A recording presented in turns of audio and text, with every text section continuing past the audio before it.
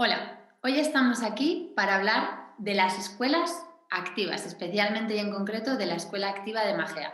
Tenemos a Arantxa Arroyo, que nos va a explicar qué es lo que consiste y qué es una escuela activa y en qué consiste la Escuela Activa de Magea. Arantxa Arroyo es la codirectora de esta escuela y me gustaría que tú, Arantxa, te presentes un poco más y expliques cuál es tu trayectoria y todos los conocimientos que te han llevado hasta ahí, por favor. Bueno, en primer lugar, muchísimas gracias, Casilda, por esta oportunidad de contar qué es Magea, que es un proyecto educativo, un proyecto vital también, ¿no? Porque al final hay mucha implicación y, como dices, pues venimos de una trayectoria educativa, mis compañeras y yo, que hacen que esto se convierta en más un proyecto profesional. Como decías, codirijo con otras dos mujeres Magea Escuela Activa, con Ivonne y con Lorena, y mi trayectoria dentro de la educación, soy maestra de educación infantil, pero bueno, cuando terminé la carrera, toda esta parte educativa vi que necesitaba algo más y entonces decidí investigar en las pedagogías activas y formarme de manera más profunda en Montessori. Por eso soy guía y asistente Montessori. Y luego esa parte de relacional, ¿no? De cómo relacionarnos con los peques con respeto, de la que hablan tanto las pedagogías activas, la encontré lugar y respuesta en la disciplina positiva. Y por eso me he formado como educadora de aula, de primera infancia y de familias en disciplina positiva, que es una metodología transversal en Magea. Bueno, y aparte eres madre de dos, Sí, claro. claramente, ¿no? También sí, esa es la parte más profesional, pero bueno, sin duda ha dado un vuelco totalmente a mi forma de relacionarme de nuevo con la infancia y con las familias. Y soy mamá de dos desde hace 20 meses, de dos mellizos, de Iñaki y de Yuri, desde hace 20 meses y bueno, es una maravilla este camino Claro, de ahí ya la está crianza. la manera de verlo todo en casa, ¿no? Todo lo que tú habías estado viendo con tus niños, ahora verlo en casa y verlo como familia ya, pues claro, también es Claro. experiencial total. Totalmente, y cambia mucho, por ejemplo, tanto, bueno, la parte de Montessori de 0 a 3 años, que sobre todo yo la veía en el hogar y que había investigado sobre ello, verlo de manera práctica con dos, además, a la vez, en el mismo momento evolutivo, que no es lo mismo que con uno poquito a poquito, y luego la parte de disciplina positiva en cuanto a las relaciones, en cuanto a la intervención, en cómo ahora que ya tienen 20 meses y empieza a haber conflictos entre ellos, pues cambia mucho de esa visión como maestra a como madre, totalmente. Qué interesante. Bueno, Arantxa, cuéntanos un poquito más sobre qué son las escuelas activas, en qué consiste una escuela activa, porque creo que hay mucho desconocimiento. Yo hace muchos años que tengo amigas que tienen o han llevado a sus hijos, he oído hablar de ello, pero desde luego en Burgos no hace tanto tiempo que esto existe, ¿cierto? Ujú. Bueno, las escuelas activas llevan en España muchísimos años. De hecho, hace poco hablaba con Beth de Montessori Canela, que es una investigadora de la pedagogía Montessori, que es algo que tienen mucho en común todas las escuelas activas, esa pedagogía. Y en la época de la República, por ejemplo, la pedagogía Montessori era el currículum oficial de Cataluña. O sea, que era algo totalmente integrado, ¿no? Entonces, tampoco es ni tan nuevo ni tan extranjero como se cree. Ha estado en España mucho tiempo, lo que pasa es que con la Guerra Civil desapareció, más concretamente toda la pedagogía Montessori, que estaba muy instaurada en España, pero desapareció. Entonces, respondiendo concretamente a la pregunta de qué es una escuela activa, es un modelo educativo en el que se tienen en cuenta unos principios pedagógicos, ¿vale? Que te puedo ir contando poquito a poquito, sobre todo basándonos en Magea. Uno de los principios pedagógicos principales es el respeto al ritmo de aprendizaje, ¿vale? Respetar el ritmo que cada peque tiene, porque bueno, eso tú lo sabrás, que cada cerebro es un mundo, depende desde lo que hemos recibido de manera intrauterina en el embarazo, cuando estábamos dentro de nuestras mamás, a luego factores ambientales, las relaciones, bueno, pues depende de un montón de cosas, entonces lo que no es normal es que todos tengan que aprender lo mismo en el mismo momento. Y que si un peque llega hasta aquí y no llega más en determinada área, no se le fuerce, y si un peque ya ha llegado hasta aquí, tenga posibilidad de continuar. Entonces, esa es la clave del respeto al ritmo de aprendizaje. ¿Cómo lo logramos? Pues a través de una baja ratio, ¿vale? De un pequeño grupo de niñas y niños por acompañante. Hablo acompañante, guía, maestra. Dentro de ese tipo de escuelas, la persona que acompaña en aula se puede llamar de muchas maneras, pero al final es una figura de referencia, de amor, de respeto hacia esos peques. Entonces, siempre hay muy poquitos peques por acompañante, precisamente para satisfacer esa necesidad de respeto al ritmo de aprendizaje y que, por lo tanto, es una enseñanza mucho más individualizada. Porque al no hacerlo todo a la vez, o sea, se va ofreciendo a cada peque lo que necesita en cada momento. Y eso, con mucho alumnado, pues es imposible con una sola maestra. No digo que los grupos tengan que ser pequeños, ¿vale? Porque esto es como un mito, que es que tiene que haber grupos pequeños para una educación individualizada, y a mí me parece que los grandes grupos enriquecen también los sistemas, ¿no?, que se dan en el aula, pero sí que es cierto que tiene que haber más profesorado en este caso, ¿no? En Magea, concretamente, actualmente barajamos una ratio de 10-12 peques por niña o por niño. Bueno, ahora mismo hay menos, porque en los grupos de más mayores son 7 peques por maestra, pero máximo, ¿vale? Si nos ponemos en un máximo serán 12. Y vamos creciendo poquito a poquito, o sea, no de repente abrimos las puertas y decimos, venga, aquí que vengan un montón de peques, porque cuidamos mucho las edades, en qué momento viene cada uno, precisamente para esa atención individualizada. ¿Vale?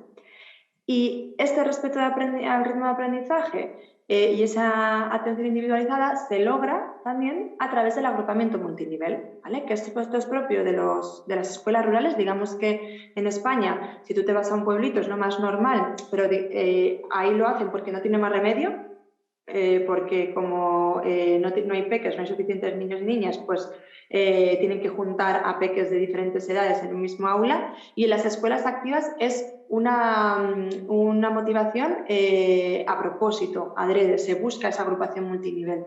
De hecho, por ejemplo, Magea está en Castillo del Val, en un núcleo rural, de cara a que la administración nos deje juntar edades, porque en un núcleo urbano no puedes juntar edades en un mismo aula.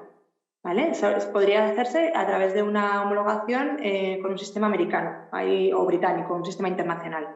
Pero a través del sistema español no puedes en un núcleo urbano juntar edades. Entonces, al tener un grupo, por ejemplo yo en mi aula, que tengo peques de 3, 4 y 5 años, tienes que amoldarte a esa diversidad, y esa diversidad enriquece el grupo. ¿Vale? Porque no hay una comparación de yo estoy en este nivel. Bueno, a veces las hay, evidentemente, como en todo, igual con peques de la misma edad, pero hay mucha más diversidad y, por lo tanto, se da también algo que fomenta esa enseñanza individualizada, que es la tutorización entre iguales.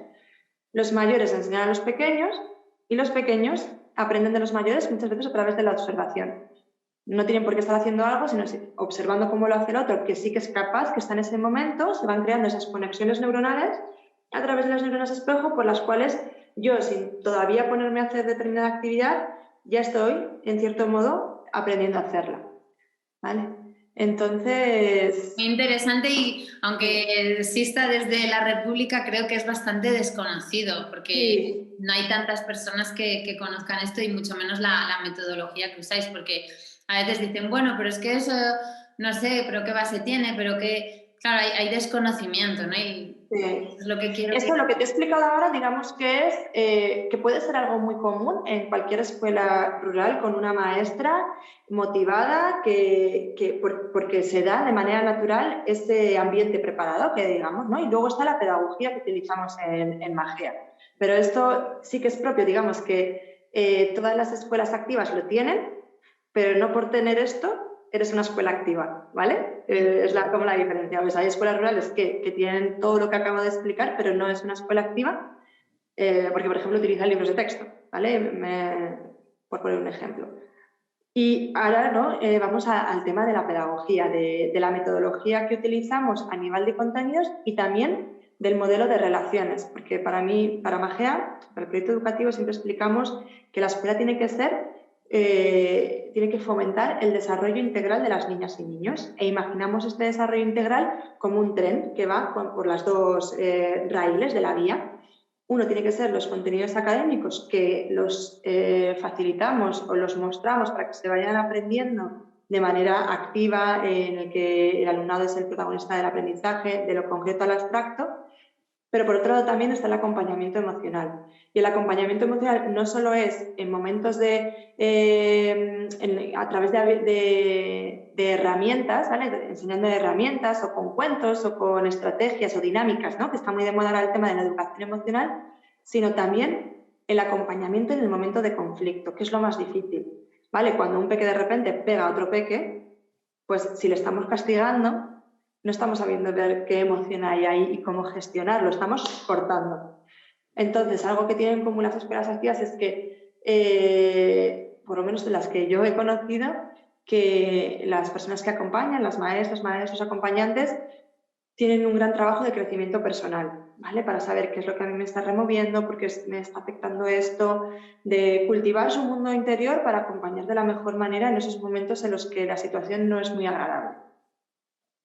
Bueno, esto ya sí que se sale un poco de la norma, ya que alguien pega a Claro. otro niño y que ya no se le castigue, vale, ya no sale de la educación al menos que yo he recibido a los colegios que yo he ido, claro, y la que he recibido también en casa, porque es lo normal que yo veía normal. Entonces, hasta que he escuchado que hay otras posibilidades para poder emocionalmente aprender a gestionar tus emociones lo antes posible para que no te pases de terapia el resto de tu vida. Exactamente, que es donde estamos las que acompañamos para poder acompañar mejor. Es así. Así, pues es muy interesante porque, claro, ¿qué diferencia dirías que hay en esos niños que quizá han podido tener ese acompañamiento emocional o esa educación más adecuada a su edad y qué bloqueos o qué problemáticas pueden tener otros niños que no han tenido esa adaptación, esa posibilidad de crecer en torno a sus capacidades, claro, o de no haber tenido esa gestión emocional, sino que simplemente es castigo y punto? ¿Qué cambiaría? ¿Qué ves tú que cambia?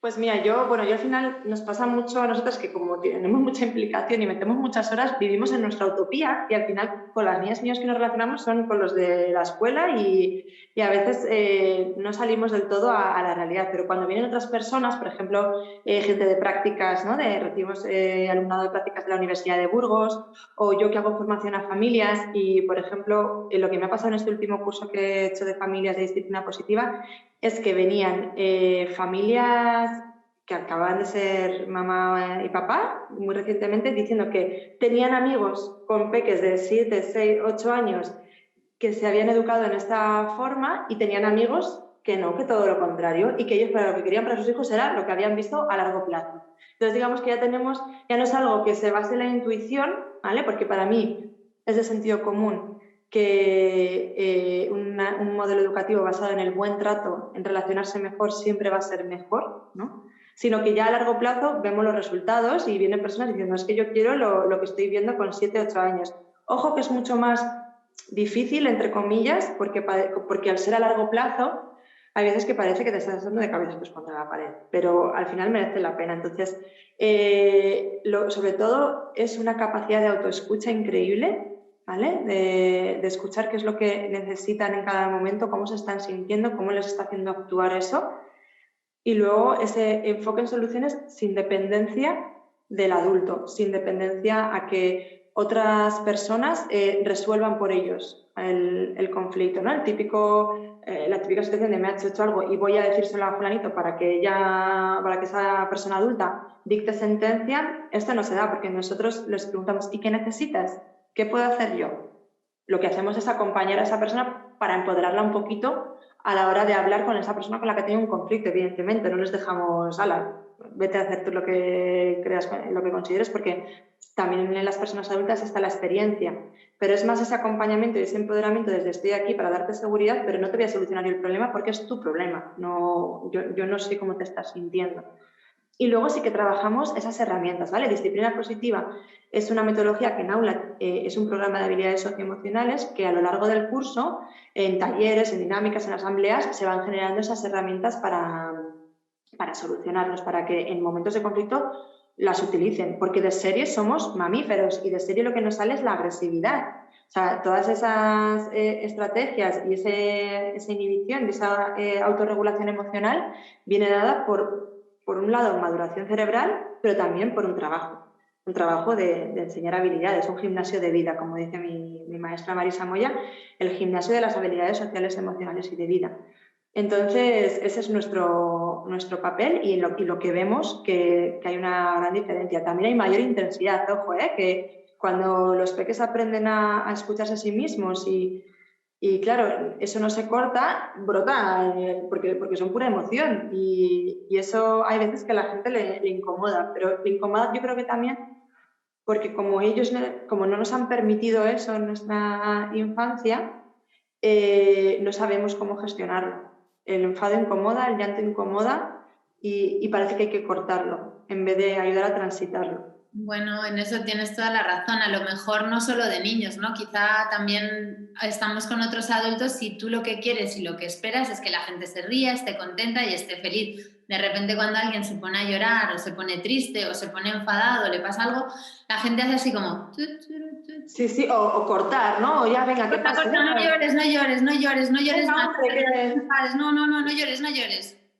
Sí, sí, sí, totalmente. Pues no lo sabemos gestionar ni nosotros mismos, claro que no lo vamos a poder gestionar en otra personita, ¿no? Claro. Está muy bien. Y claro, yo creo que también esto implica un gran trabajo por parte de las familias. Claro, sí, sí, totalmente.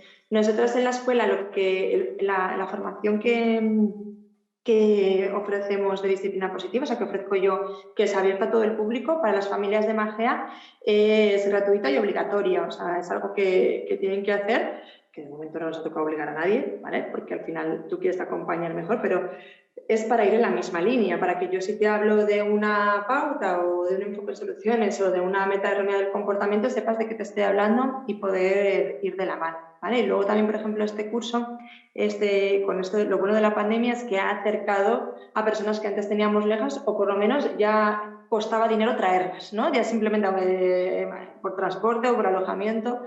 Y entonces hemos creado unas charlas educativas dentro de la comunidad educativa de Magea, solo para las familias de la escuela, en las que profesionales de la educación como Laura García de Crecer Sumando, Bete Montessori Canela, Elena de la tribu en casa, bueno, gente muy potente, pues facilita una charla sobre determinados temas a las familias de Magea para seguir en ese camino de crecimiento personal, también acompañando a la infancia.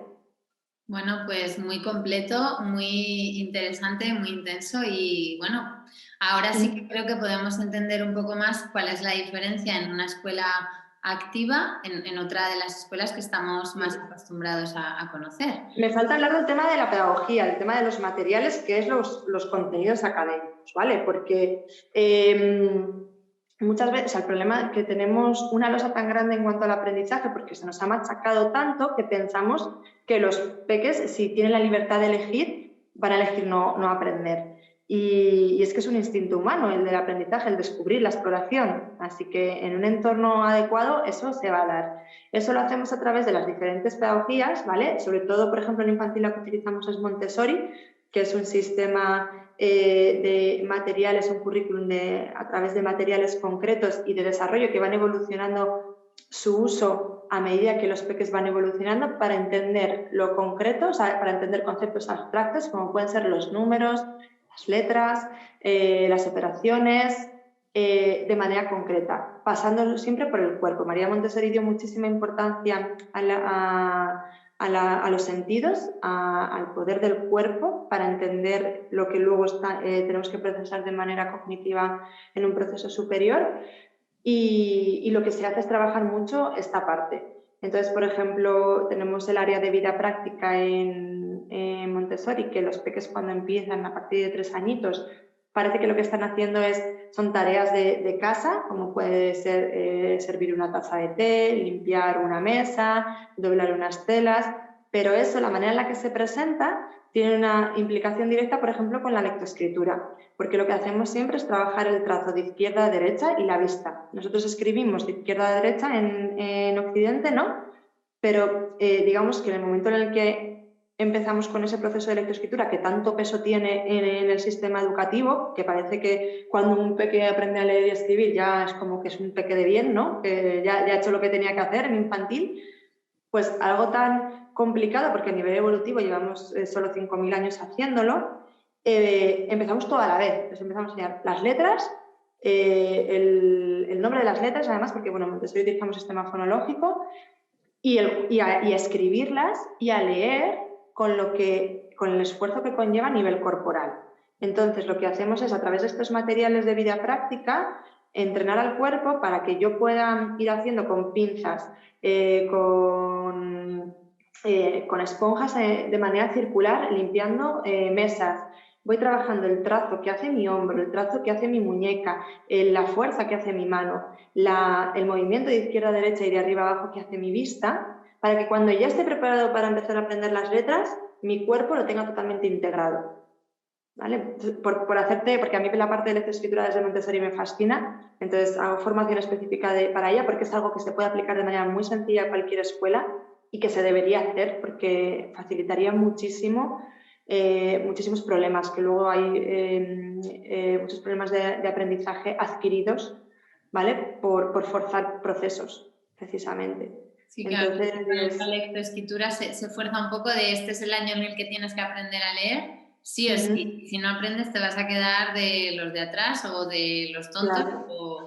Y eso al final es autoconcepto, autoestima y una serie de granitos que se van sumando a quién soy yo y mi posición en el grupo, mi posición en la sociedad y al final una sensación de insuficiencia e incapacidad que me afectan en todo lo demás.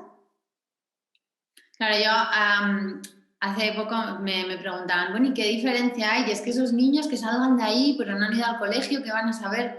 Digo, mira, la autoestima que saca un niño que ha ido a una escuela activa le hace creer que es suficiente y que es capaz de hacer cualquier cosa. Mucho más que cualquier otro niño que ha ido a otra escuela en la que le han dicho tú no puedes, tú no sabes, tú no entiendes. Entonces, digo, quiero decir, ¿tú cómo podrías afrontar mejor cualquier situación en tu vida? ¿Creyendo que tú puedes o creyendo que no puedes?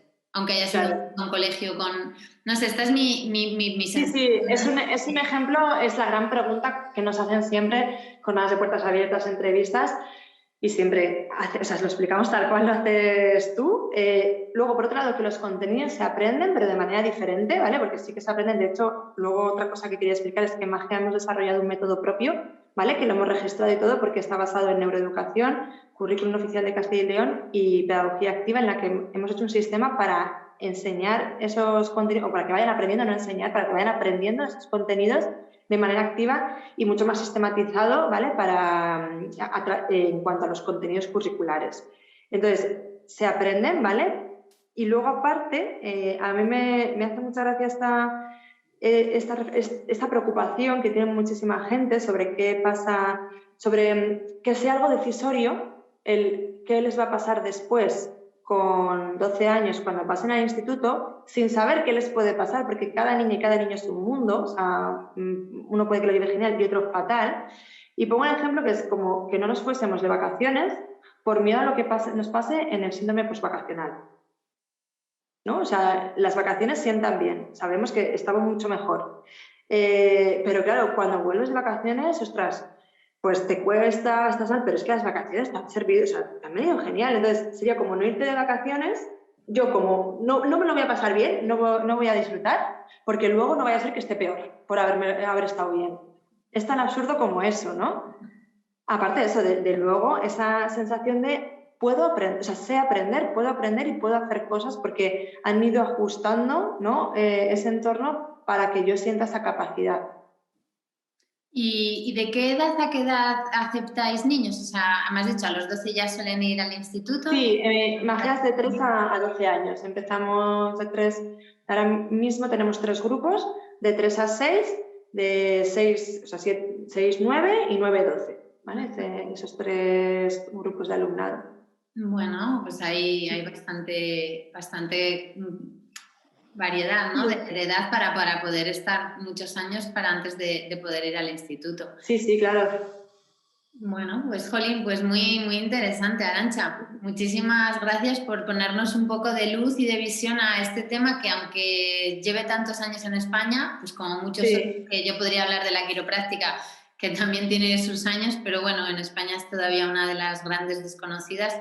Así que, bueno, seguiremos ayudando a esos niños a mejorar ese funcionamiento, a que a que aprendan y a que sean pues, mejores personitas y más felices con su cuerpo. Nosotros, sí, no, que desde Magea creemos en la educación como motor de cambio social y entendemos que Magea es algo privilegiado, es un entorno pequeñito porque al final máximos cuando la escuela esté completa serán 40 peques, ¿vale? Y para nosotros es muy importante que esto llegue a todo el mundo, porque igual no puedes hacer el 100%, evidentemente, que tenemos nosotros, pero sí que se pueden hacer pequeños cambios. Entonces, por eso el equipo pedagógico hacemos mucha formación para que tanto en casa como en otros entornos educativos, como pueden ser escuelas públicas o concertadas, puedan llevarse un poquito del método Magea y hacerlo allí, tanto en disciplina positiva como en el método.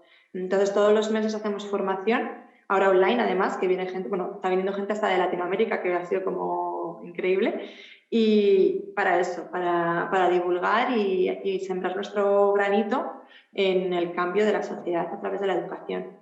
Vale, y si alguien está interesado y os quiere contactar, ¿dónde o cómo se encuentra? Pues la web la actualizamos cada vez que hay que actualizarla. O sea, cada vez que sacamos algo nuevo lo subimos en la web. Es magiaescuela.com, súper sencillo. En Instagram también estamos, Facebook también, pero bueno, en la web van a encontrar toda la información que necesitan, tanto de formaciones, puertas abiertas, fotos de la escuela, servicio de asesoramiento para otros proyectos educativos, lo que necesiten. Bueno, y personas que aunque no puedan o no quieran llevar a sus hijos hasta allí, pues también pueden hacer formación que tú estás haciendo de disciplina positiva Bueno, para personas externas o muchas otras formaciones. y luego también tenemos campamentos y días sin cole también y actividades extracurriculares que sí que hemos mantenido de manera presencial para peques en los días sin cole, en los fines de semana nuestro grupo de juego en la naturaleza, porque algo de lo que no he hablado, que es muy importante en las escuelas activas, en la mayoría vamos, es el contacto con la naturaleza y en Magea muchísimo más. O sea, estamos en un entorno rural con 3.600 metros cuadrados de contacto de plena, entre campos de cultivo, de plena naturaleza, y esto hace que también se den unas interacciones pues, que apoyan de manera pedagógica y satisfacen esas necesidades que tenemos a nivel físico y también emocional. Entonces, eso, para que lo pueda disfrutar más gente, hemos hecho el grupo de juego al aire libre, que es una actividad mensual en la que los peques vienen una vez al mes, el mismo grupo, ahora hacemos grupo burbuja, a jugar, simplemente a jugar acompañados de forma respetuosa por Lorena, que es nuestra compi, que también está formada en disciplina positiva, y luego los días en cole y los campamentos. Pero la verdad que en eso es que los campamentos de primavera, fíjate que no los hemos sacado, ni solo los hemos sacado a través de la newsletter, porque damos prioridad primero a la newsletter, a los que están suscritos y se han completado, o sea, solo con eso antes de sacarlo a todo el público. Y eso sí, para mantenerse al tanto de todo, suscribirse a la newsletter, porque mandamos un correo al principio de mes con las actividades de ese mes o lo que vaya surgiendo a medida que pasa el tiempo. Bueno, pues quedamos muy informados y muy claro cómo conectar con vosotras y poder aprender un poquito más. Arantxa, muchísimas gracias por tu conocimiento, por compartir con nosotros esta interesante información. Y bueno, hablaremos pronto de más cositas de estas. Vale, estupendo. Encantada, Casilda, un placer, de verdad. Gracias por la oportunidad de dar a conocer Magea.